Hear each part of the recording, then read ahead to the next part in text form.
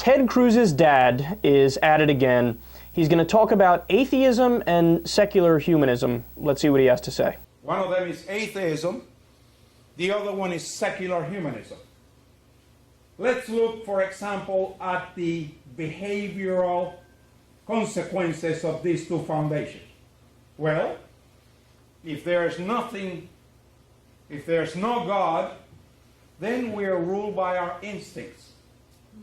There is no moral absolutes, which means we operate by situational ethics, which unfortunately is something that is being taught in every high school in America. And situational ethics basically says that right and wrong depend on the circumstances.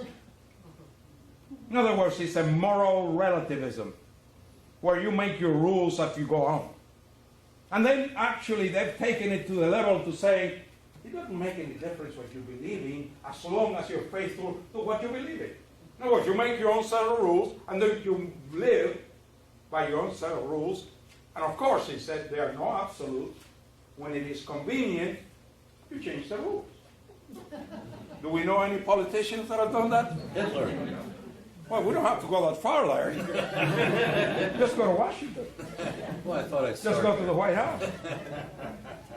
So, and of course, this leads us, when there are no moral absolutes, leads us to sexual immorality, leads us to sexual abuse, leads us to perversion, and of course, no hope. Yes, Mr. Cruz, atheism and secular humanism leads to sexual assault. I just sexually assaulted somebody right before I came on air here. Well, I can't help it. I'm a secular humanist. I mean, it's just what we do. It's just, we can't help it, man. It's just how we function.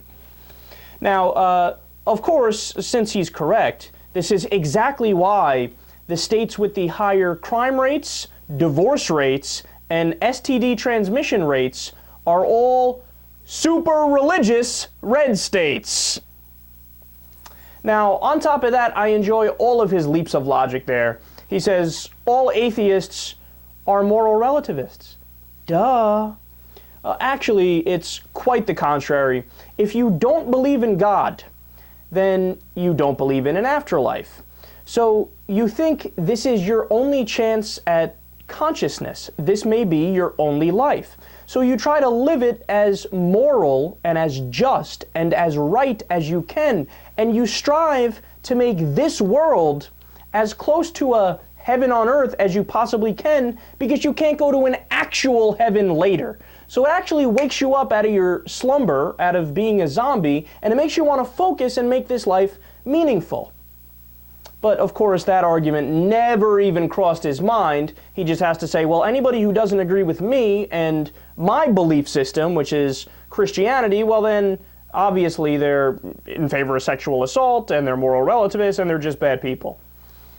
Now, the irony, of course, is this is projection. Who are the real moral relativists?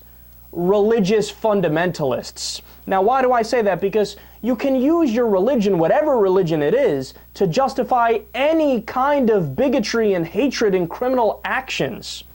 I mean, look, jihad, they think they're doing what's right and moral and just.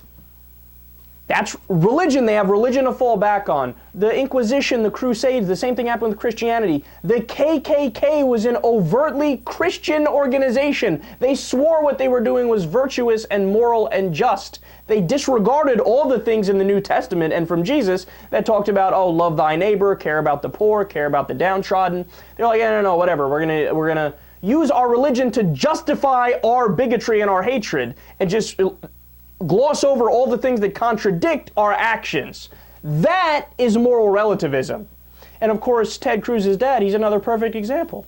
He's saying that atheists and secular humanists are moral relativists. Meanwhile, he's a Christian and a fundamentalist. Is he out there talking about how we need to increase food stamps to feed the poor and the hungry? No, he's not doing that. He wants to cut that program. Is he out there talking about how we need to make the social safety net better and stronger?